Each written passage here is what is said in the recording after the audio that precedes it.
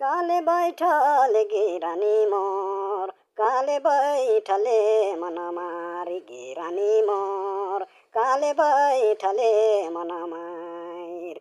कहाँ तो आवत रही, कहाँ तो जात रही, काले बैठले गे सरा मोर, काले बैठले मन मारी गेरानी मोर, काले बैठले मन मार।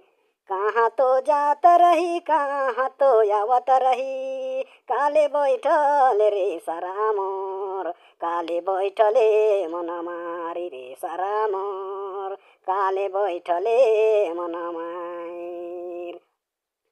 पूर्व तो जात रहे, पश्चिम तो आवत रहे, काले बैठले गेरानी मोर, काले बैठले मन मारी गेरानी मोर, काले बैठले मन मार। उत्तरले बैठले मन मारी गेरानी मोर, प्रश्नले बैठले मन मारी गेरानी मोर, प्रश्नले बैठले मन मार। काले बैठले रे सरा मोर, काले बैठले मन मारी गेरानी मोर, काले बैठले मन मार।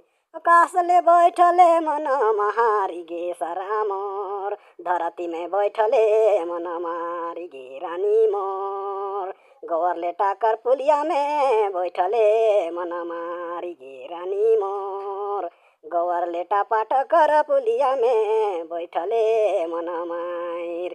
93 017 84 599।